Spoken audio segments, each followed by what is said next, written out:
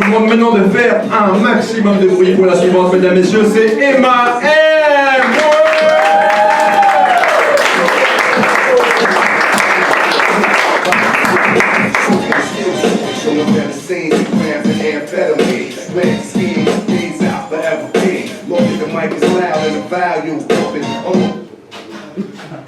J'aime bien. Ça va ce soir? Je me suis dit, je parle toute seule, c'est vrai que je ne vous vois pas. Ça va ce soir?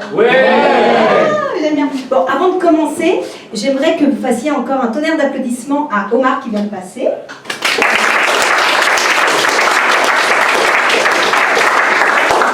Et aussi à Tatiana qui est en train de prendre des photos en ce moment même. Et comme on vient de me proposer une place assise dans le métro, je vais retenir ma respiration pendant 10 secondes. Vas-y Tatiana, c'est à toi. C'est fait. Et voilà. Bon, je me présente, je m'appelle Emma. Je suis chanteuse humoriste.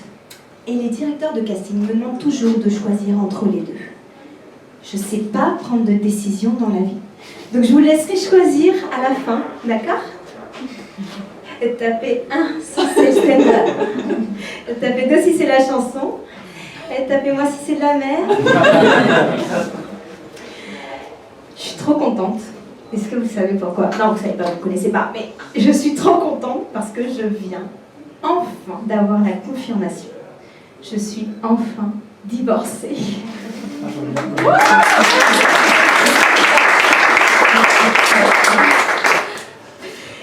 Est-ce que vous connaissez la première cause de divorce en France? Adultère. Adultère. You're my sister. Eh oui, l'adultère. Mais est-ce que vous savez qu'il y en a aussi beaucoup qui divorcent à cause de leurs beaux-parents? De leurs beaux-parents? Moi j'ai un conseil pour eux. Hein. Pour un mariage divin, choisissez bien, choisissez un orphelin. Oui, vas-y, tu peux te lâcher. Allez, j'ai pris une pause comme ça. Non, moi je suis tellement contente d'avoir divorcé. Là, je viens de faire ma divorce party. C'est pas une vanne, hein? Il y en a qui savent ce que c'est, une divorce party? Non. Ouais. Ah, pour ceux qui ne savent pas, en fait, c'est un peu comme un enterrement de vie de jeune fille, sauf que là, tu as le droit de coucher avec les strippers. Bon, vous les mecs, ça ne vous change pas, hein, c'est votre enterrement de vie de garçon. Ah non, je suis... Ah oui, il faut que ça monte.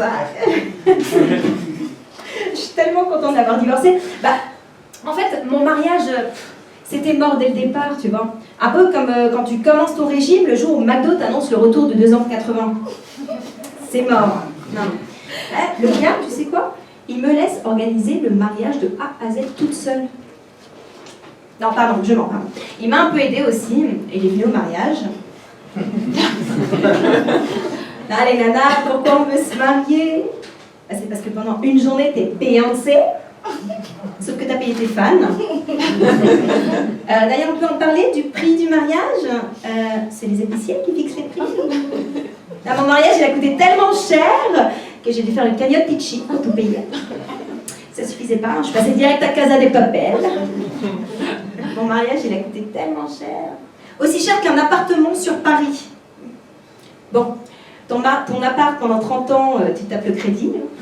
Ton mariage pendant 30 ans, tu te tapes le mari. Le mariage, tu sais que quand on est divorcé en France, sur les papiers, plus jamais tu pourras cocher la case célibataire. Ouais, c'est vrai. Eh, vous en apprenez des choses avec moi ce soir. En fait, en France, quand tu as perdu ton statut de célibataire, plus jamais tu peux le retrouver. Un peu comme ta virginité. Quoique ta virginité avec une bonne couturière. Non, je suis divorcée, mais tu vois, j'en ai un peu honte. Je le dis, je le cache.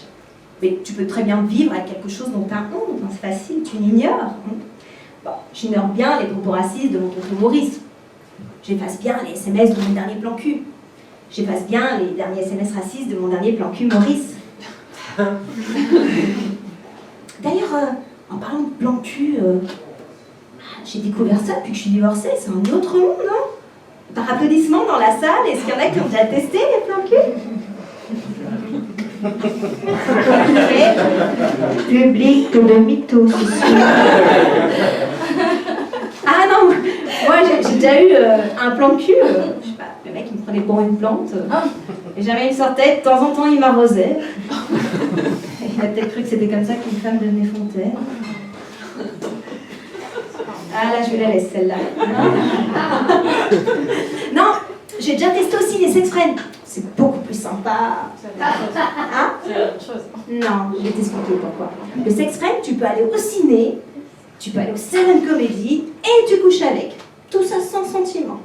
Enfin, sans sentiment, de leur côté. Hein. Moi, j'ai déjà fait mon business plan sur 10 ans. Bah, quand tu couches avec moi plus de 2 fois et qu'en plus tu m'offres le café, je dirais que t'as acheté ma robe chez Tati Mariage. Juste avec un café. Pour tout vous dire, j'aime autant le café que le cul. Au moins, avec le café, t'es jamais déçu par le goût. Là, moi, les extraits, le plan cul, c'est pas pour moi, non. Quand un mec m'offre des centimètres, moi je lui rends des sentiments. Et quand je dévoile trop vite mes sentiments à un mec, lui, il se barre en courant. Un jour, je suis sortie avec un mec en fauteuil roulant. Maintenant, le type, il court les marathons. T'imagines, moi, dans le rôle d'Omar Sy, intouchable. Le film, il dure 2 minutes. Bonjour, monsieur, je vous aime. Le mec remarche, le film générique. Et tu connais l'expression « fuis-moi, je te suis ». Ouais, moi, jamais personne m'a suivi. Tous ces jeunes-là qui partent en Syrie, que des ex. J'aurais préféré l'expression « fuis-moi, je te circoncis ». Au moins, ça m'aurait fait un souvenir de mon ex. Ah non, le mariage, le divorce, plan cul, sex friend. Non, mais en vrai, mon rêve, c'était d'être veuve. J'ai toujours adoré enterrer mes problèmes. Avec moi, le mariage, jusqu'à ce que la mort vous enterre. J'ai hâte de trouver mon prochain mari. Peut-être ce soir. Alors, il y a la moitié de la salle qui se dit complètement folle, celle-là. Il y a l'autre moitié de la salle qui se dit ça se tente. Quoi?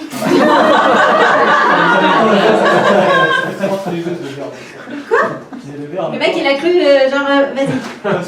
Je disais le verre en même temps, ça fait très menthe religieuse, donc ça...